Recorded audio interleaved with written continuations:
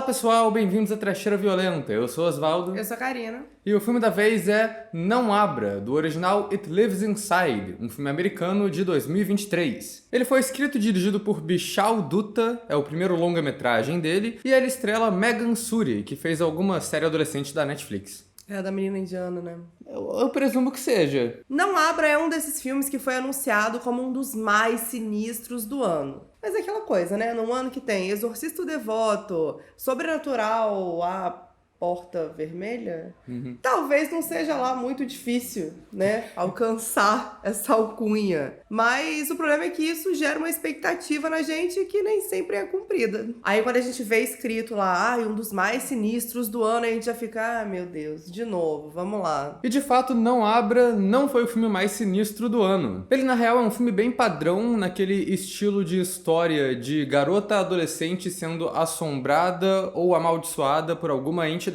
E é um filme que grita orçamento baixo, mas que tem um vilão interessante ali, tem personagens bem escritos e tem um diferencial também, que é o lance cultural, porque esse filme pega muito essa coisa da trama da maldição, só que por uma perspectiva de cultura indiana e hinduísmo. Até porque o diretor é um cara indiano que foi morar nos Estados Unidos quando criança, e claramente ele colocou muito da vivência dele ali no roteiro, né? Então esse filme acaba parecendo mais um projeto pessoal do que um projeto picareta, como geralmente são esses filmes tipo Sete Desejos ou Verdade ou Desafio. Antes da gente falar mais do filme, eu vou pedir pra vocês se inscreverem no canal, se vocês não forem inscritos ainda. Comentem aí embaixo se vocês já assistiram Não Abra, o que vocês acharam desse filme. Deixem outras recomendações de filmes pra gente falar aqui no canal também. E acompanhe a gente nas redes sociais, os links estão aí embaixo na descrição do vídeo. Se você gosta do nosso trabalho aqui na Trecheira, seja membro. Quando você é membro, além de ganhar acesso a conteúdo exclusivo, você também escolhe alguns filmes que a gente fala aqui no canal através de votações e também apoia a gente, né? O que é muito importante pra gente manter o canal aqui produzindo conteúdo. Então é isso e vamos à trama. A protagonista de Não Abra é a Samida, também conhecida como Sam, que é essa garota adolescente, filha de uma família indiana e imigrante nos Estados Unidos. A Sam tá tendo uns atritos com a família tradicional dela, vive esse conflito da cultura indiana com a vivência americana, e nisso ela acaba também tendo uma relação esquisita com a Tamira, que era a melhor amiga dela de infância. Acontece que Tamira tá meio esquisita das ideias também, ela tá andando pelo colégio carregando um jarro de terra e falando sozinha, bem vibe assombração mesmo. E aí quando ela tenta pedir ajuda pra Sam, a Sam quebra o jarro e acaba soltando uma entidade maligna. Tamira então desaparece e essa entidade começa a assombrar a Sam, que tem que descobrir o que é essa entidade e o que fazer pra se salvar agora. Em outras palavras, ele é literalmente qualquer filme de assombração e maldição com adolescentes, mas com o diferencial cultural de ter essa ótica indiana da coisa. Eu acho que o filme faz bem isso. O conflito da protagonista é estabelecido bem cedo, ela tem essa mãe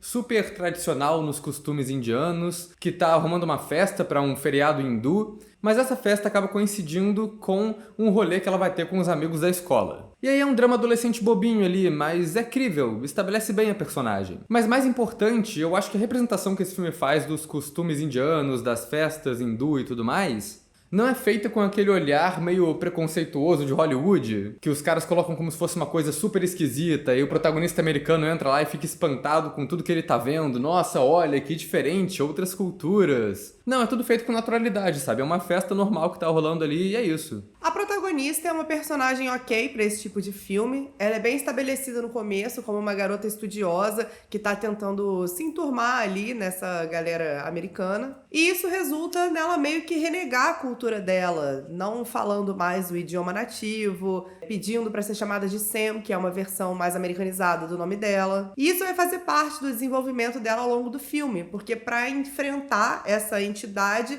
ela vai precisar entender um pouco mais da cultura dela ali, do hinduísmo. Então é um arco de personagem legal, bem construído. Eu gosto também que tem uma motivação sutil estabelecida aqui pra ela estar se afastando dessa cultura. Porque tem essas ceninhas, né, que os amigos americanos ficam lá pedindo pra ela: fala que gosta muito de mim na sua outra língua aí que você sabe pra eu gravar e postar nas redes sociais. E a menina fica incomodada com isso, porque ela só quer ser tratada igual todo mundo, sabe? Ela não quer virar palhaço de circo da galera só porque ela é de outro país. Então tem uma crítica bem sutil ali nesse começo, nessa relação que ela tem com os outros jovens. E todo esse dilema de identidade, todo o conflito que isso traz com a mãe dela, acaba sendo um drama normal de adolescente. E a gente gosta dela, porque ela é uma personagem boa, ela não é chata, ela não é burra, ela não é babaca. Então a gente torce por ela, a gente quer que ela vença, que ela resolva essas questões culturais dela. O maior momento de babaquice que ela tem é quando ela quebra o jarro da outra garota completamente de graça no começo do filme. Mas isso fica meio implícito que é meio que pressão social ali, porque no começo da cena estão só as duas falando ali no meio do vestuário, mas depois que ela dá o tapão no jarro e a outra garota fica chocada que o bagulho quebrou, a gente vê que tinha um outro grupo de garotas americanas ali atrás olhando elas, né? Então talvez seja por isso que ela, quero me distanciar dessa garota esquisita. E eu também achei o diálogo desse filme surpreendentemente bem feito, porque a protagonista ela vai confessar algum trauma de infância pro boy lá que gosta dela. É uma parada muito natural, que ela vai falar, mas ela tem um bloqueio, ela fala um monte de frase meio solta, assim, sem saber muito bem como explicar aquilo. Não é aquele diálogo que, tipo, agora eu vou te contar o meu trauma, e narra tudo bonitinho, assim, uma parada que eu achei mais real. É a incompreensibilidade de uma adolescente tentando explicar os sentimentos dela pra outra adolescente. E aí a gente tem também a personagem da Tamira, que é a amiga esquisita, e ela é mais caricata.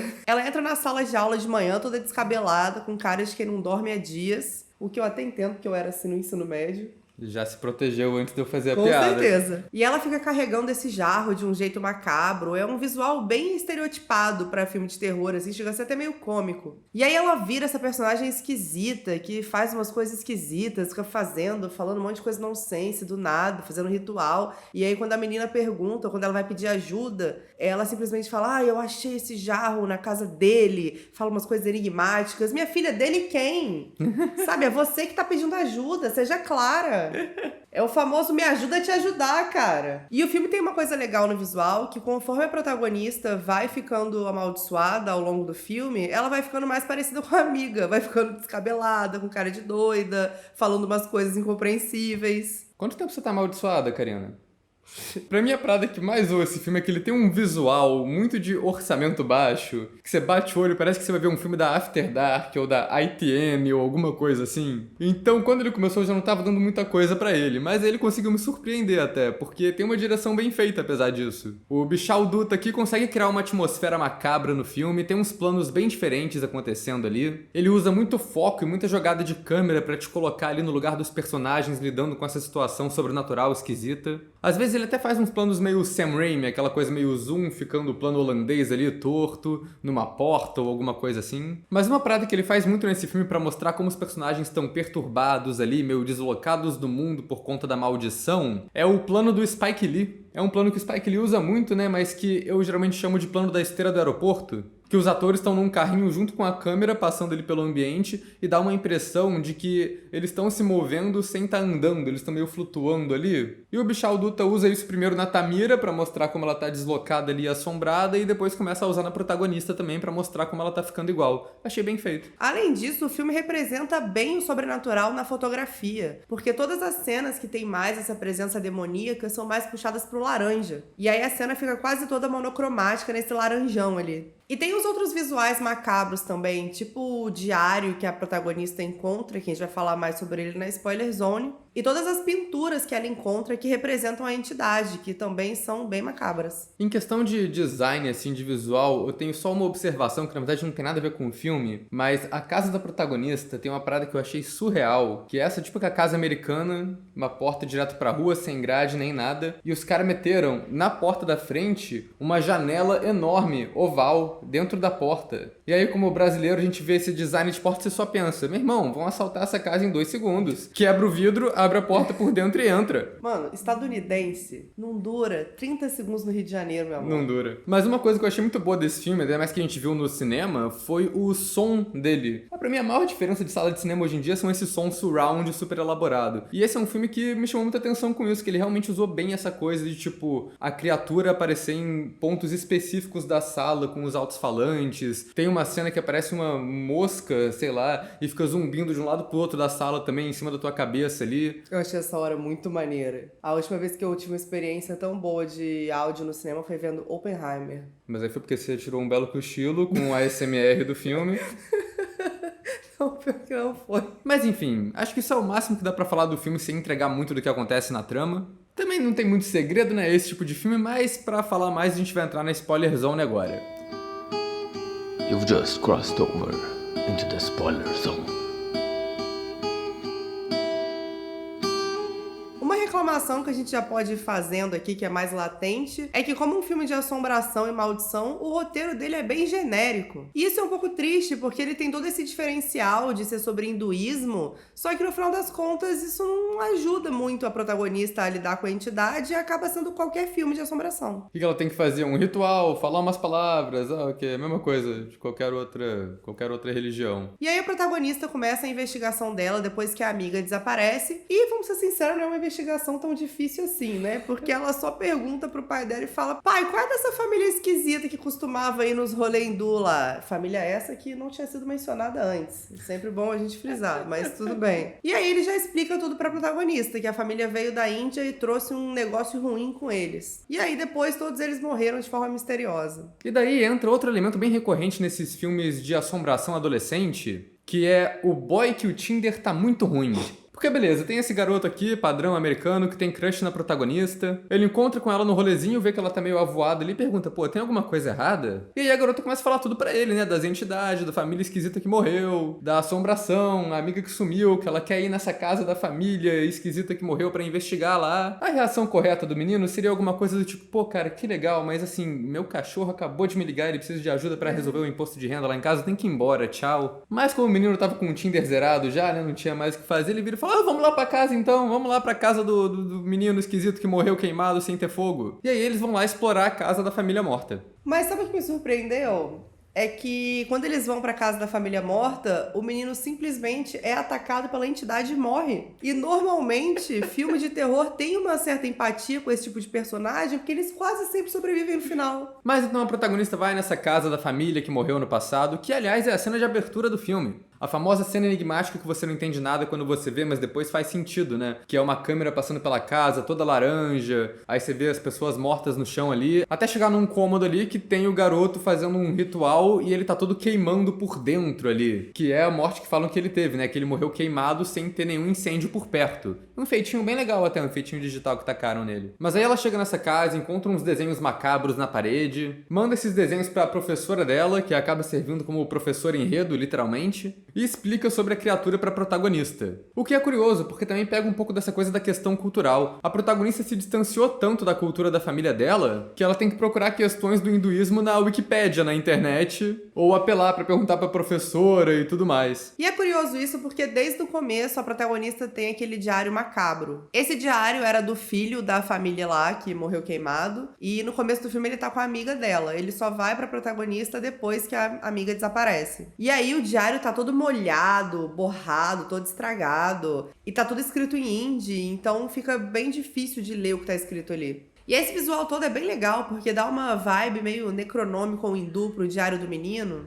E isso funciona bastante pra trama. A maior especialista em cultura hindu que poderia ajudar a protagonista é a mãe dela, mas ela não pede ajuda pra mãe dela simplesmente porque elas passam a maior parte do filme brigadas. E apesar disso parecer meio estúpido, na verdade é bem verossímil, porque adolescente faz essas coisas mesmo. Pega umas birra boba e fica de gracinha. E a mãe também não se ajuda muito nesse filme, não. Isso é uma parada que eu gostei, porque geralmente nesses filmes de assombração, a protagonista adolescente fica muito desagradável, porque ela é só mala com todo mundo o tempo todo e o resto dos personagens é de boa. Mas nesse filme a mãe também é meio mala, caga muita regra. Quando o pai tá tentando mediar uma conversa ali entre as duas, a mãe não quer ouvir nada, ela só ataca a filha o tempo todo e acaba com o bagulho. Então a gente não fica achando que a protagonista é só uma adolescente babaca e ingrata ali. E eu gosto que na cena que elas finalmente fazem as pazes no final, isso é demonstrado no começo com a mãe falando em inglês com ela. É um sinal ali de que ela tá cedendo um pouco dessa rigidez tradicional dela, porque antes disso ela só falava em hindi o filme todo. Mas ao mesmo tempo também tem um bagulho que ela começa a entrar num discurso todo sobre ter ido pra América e ficar pensando na família que continua na Índia, que não puderam vir e mesmo eles mandando dinheiro pra eles ainda sente uma culpa.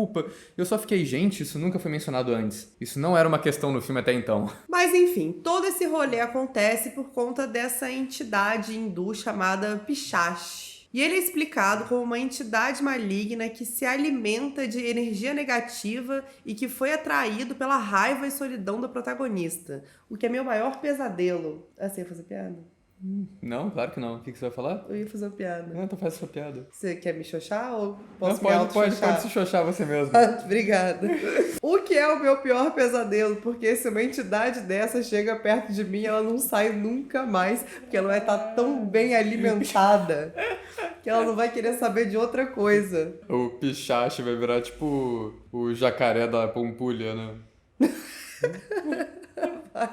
E aí tem um pouco da mitologia dessa entidade estabelecida ali, porque ela prende as vítimas num cativeiro e se alimenta dela e dessa energia negativa por 7 dias. E aí tem um ritual para você conseguir prender essa entidade dentro de um recipiente, mas é um ritual super perigoso e difícil de se fazer. O menino que morre no começo do filme justamente fez esse ritual, só que ele fez sozinho. Então ele consegue prender a criatura, mas acaba entrando em autocombustão ali. Essa parte toda da mitologia é usada mais pra parte da trama da Tamira, que a gente continua acompanhando de vez em quando no filme. Ela tá presa em algum lugar que no começo parece ser um tipo de limbo esquisito todo laranja ali. No começo até achei que podia ser algum lugar sobrenatural, mas conforme as cenas vão passando fica bem claro que ela tá num porão. E é bem óbvio que é o porão da casa abandonada lá da família que morreu. Porque é um lugar que é destacado nos diálogos mais cedo, né? A garota fala, o menino morreu no porão, e o outro fala, eu não vou descer aí. O que é engraçado, que se eles tivessem descido eles iam ter encontrado a Tamira mais cedo no filme e ter acabado a trama ali logo. Mas na trama principal do protagonista, a assombração acaba que serve o mesmo propósito e faz as mesmas cenas que qualquer filme de assombração que tem por aí. São cenas bem clichês, mas são cenas bem feitas pelo menos.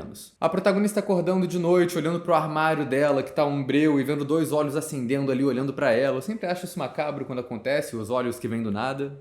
Ou então uma das cenas mais marcantes do filme, que é quando a protagonista desce na sala pra falar com a mãe dela, mas aí é um sonho e a mãe tá toda torta e começa a se retorcer e correr atrás dela, igual uma assombração aí de filme meio Samara da vida. Tem a cena da professora desligando a luz do banheiro pra ver o bicho, que não é nada novo sobre o sol, né? Criaturas da escuridão, mas é bem feito e é bem tenso. Só não entendo porque que essa galera só não deixa a luz acesa e vai embora. É tipo, porra, apagou a luz, viu um demônio, acendeu a luz e o demônio não tá mais lá? Vai embora, deixa a luz acesa. E o que o filme acaba chamando mais atenção nessas partes são os efeitos especiais. A entidade, na maior parte do filme, fica invisível, a gente percebe, assim, por alguns movimentos, tipo ela levantando o cabelo ou porta abrindo e fechando. E eventualmente ela vai ficando mais agressiva, tipo quando ela mata o menino lá com os balanços. E todas essas cenas têm uns efeitos dos objetos se mexendo sozinhos que são bem legais, são bem feitos, interessantes. E aí a criatura vai aparecendo aos poucos, tem toda uma construção de tensão em cima disso. Ela começa aparecendo desfocada no fundo, aí tem uns relances dela. Aí ela aparece atrás dos personagens, numas cenas estilo As Assombrações de Sobrenatural. Até chegar no confronto final, que ela aparece inteira, toda diva poderosa. E é um efeito bem legalzinho, assim, pra dimensão que o filme tem. Eu gosto do visual da entidade, que é bem diferente pra entidade desse tipo de filme, porque é uma coisa bem mais monstruosa, mais animal, assim. Ela é meio Pumpkinhead, meio dinossauro, uma criatura gosmenta e esquelética, com garras enormes, uma boca cheia de dentes. Eu achei um visual bem legal ali. Mas, assim, ela não condiz muito com os ferimentos PG-13 que vão acontecendo ao longo do filme. Porque, né, o filme é uma classificação etária 13 anos, e aí o bicho tem 50 dentes de 30 centímetros na boca, mas quando ele ataca as pessoas fica com uns furinhos michuruca, pequenininho, saindo um sanguinho ali. Era pra essa galera estar sendo destroçada, desmembrada por aí. O bicho tem umas garras maior que minha cabeça, cara, mas filme PG-13 tem dessas, né? Não pode mostrar morte, não pode mostrar gore. E esse filme, tirando a família que morre na cena de abertura e o boy Tinder fraco que morre também, vira filme de amizade, porque ninguém morre. A professora é atacada, sobrevive. O pai é atacado, sobrevive. A mãe é atacada, sobrevive. Aí a Tamira, atacada, sobrevive. Todo mundo sobrevive. Coitado desse menino, né, cara? E aí, no final, a protagonista termina fazendo o encantamento junto com a amiga dela, só que elas não têm mais recipiente pra guardar a criatura. Então, ela se oferece como recipiente e aceita o fardo de carregar essa entidade maligna dentro dela. Afinal de contas, não estamos todos? Eu não. Você que tá aí com essas... O que amarra bem com todo o arco da personagem, porque é como se ela estivesse fazendo as pazes com as raízes indianas dela, fazendo as pazes com a família e com a melhor amiga. Então é um final bem legal, assim, faz sentido. Não Abra não é um filme mirabolante. Ele tem uma cara ali de filme que a gente já viu várias vezes de assombração. mas com o diferencial do drama das personagens e da questão cultural específica dele. Eu acho que mediano é meio negativo demais, mas eu acho que é a melhor categoria que define o filme pra mim. Ele é um mediano, mas é um mediano que não me ofende. É um filme bonitinho de assombração, tu vê quando tá fazendo nada, se entretém e esquece dele depois. Acho que é bem essa vibe. É, pra mim também.